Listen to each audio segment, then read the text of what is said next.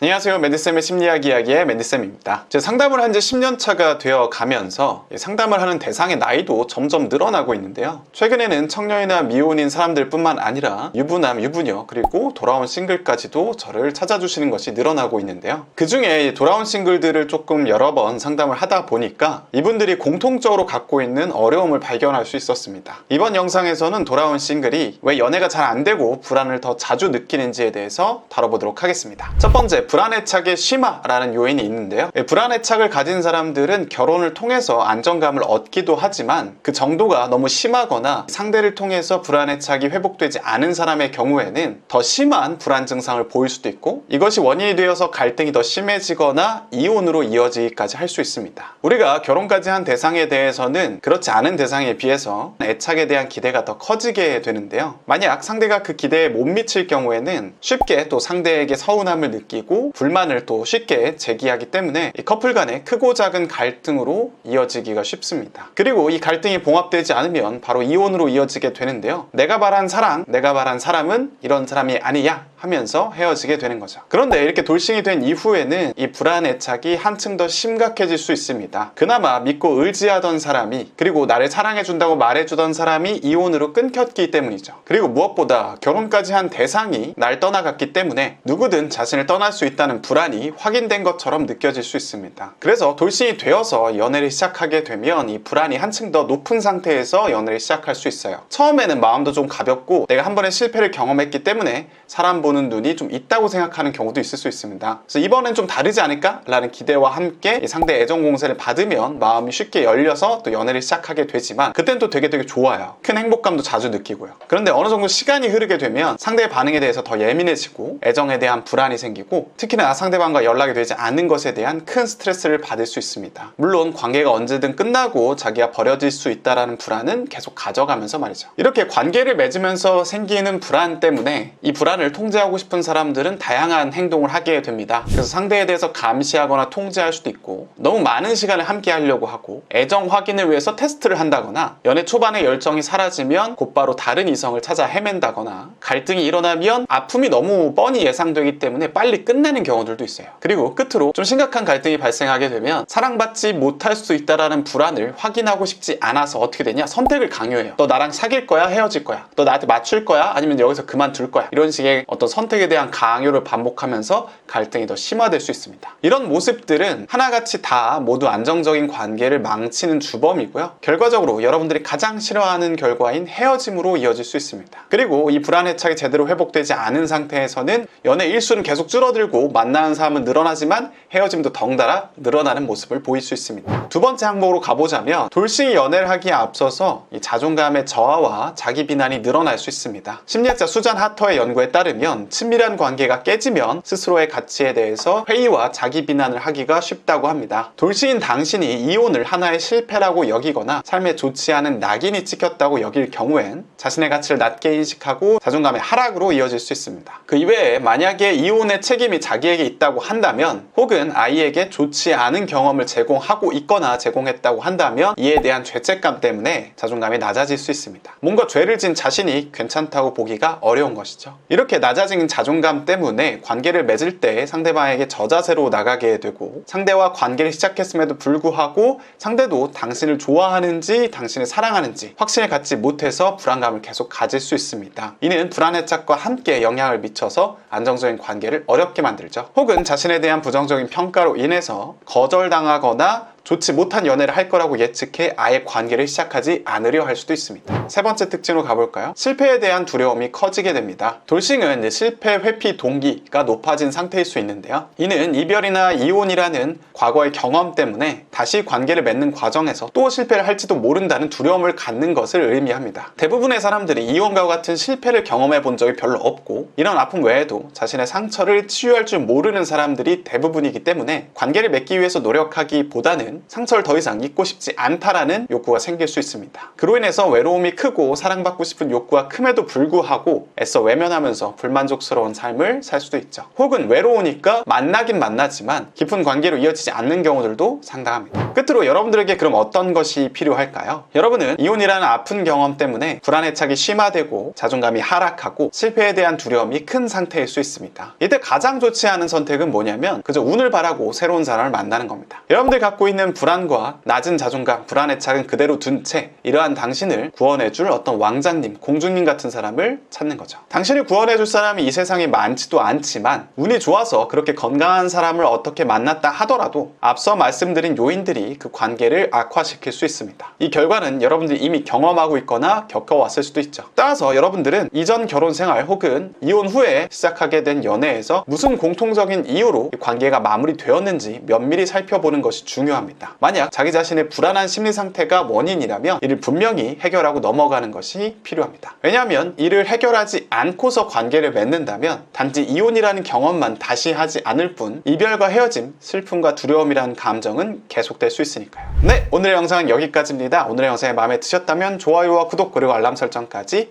해주세요. 자존감과 불안해착에 대해서 도움을 받고 싶다면 맨디쌤의 프로그램을 통해서 변화를 시작해보세요. 제가 가장 효율적이고 빠르게 도움을 드리도록 하겠습니다. 그럼 안녕!